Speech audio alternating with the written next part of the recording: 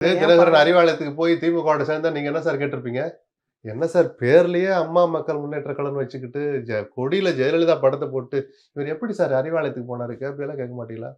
கண்டிப்பா சரி கேட்பாங்க. ரைட்டு. இவ்வளவு தூரம் அரசியல் அனுபவம் உள்ளவரு, சொந்த படத்துக்கே குரல் கொடுக்காத விஜய நம்பி எப்படி சார் அவர பின்னாடி அரசியலுக்கு போறாரு கேட்பீங்கல்ல? ம், ம். எந்த முடிவு எடுத்தாலும் நீங்களும் கேள்வி கேட்பீங்க. வேற வேலை இல்லாம நானும் பதில் சொல்லுவேன். அதத்தான் நான் சொன்னேன்.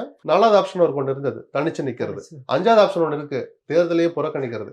எல்லாத்தையும் அவரு யோசிச்சு பார்த்திருப்பார். ம், ம், எதுல சேதாரம் குறைவு? ம். நமக்கு எது நல்லது? நம்ம கட்சிக்கு எது நல்லது? அவர் சொன்ன மாரி தமிழ்நாட்டு நலனுக்கு எது நல்லதுன்னு ஒரு பொது பார்வையில கடைசியா போற ஒரு ரெடிமேட் டெம்ப்ளேட் அது. சொல்லட்டும். கிண்டல் பண்ண வேண்டாம். அப்படி எல்லாத்தையும் யோசிச்சு பார்த்து ஒரு முடிவு எடுக்கிறார். இதுல சேதாரம் குறைவுன்னு அவர் நினைக்கிறார். ம், ம். இத ஆனா புதுசாலாம் இந்த முடிவுக்கு வந்தா நீங்க நினைக்காதீங்க. ம், ம், அதிமுகவை மீட்பதற்கான கருவிதான் அமமுக. மேலூர் பொதுக்கூட்டத்துல முதல் கூட்டத்துல சொல்றார். கட்சி தொடக்க விழால சொல்றார். ம், அதிமுகவை மீட்பதற்கான கருவிதான் இன்னைக்கு நாம் தொடங்கி இருக்கிற அமமுகன்னார். எடப்பாடி கடுமையா விமர்சிக்கிறார். முடிக்கும்போது ஒவ்வொரு முறையும் அவர் என்னவா முடிச்சாரு? ஞாபகம் இருக்கா? அம்மாவின் தொண்டர்கள் ஓரணியில இணையணும்னு சொல்லிக்கிட்டே இருந்தார். அதிமுகல சேரணும்னு அவர் கேட்டதும் இல்ல. இவர் அப்ளிகேஷன் போடல அவங்க ரிஜெக்ட் பண்ணவும் இல்ல. ஓபிஎஸும் சசிகலா வேணா வேற ஆங்கிள் எடுத்தாங்க. இவர் நமக்குன்னு ஒரு கட்சி வந்துடுச்சு.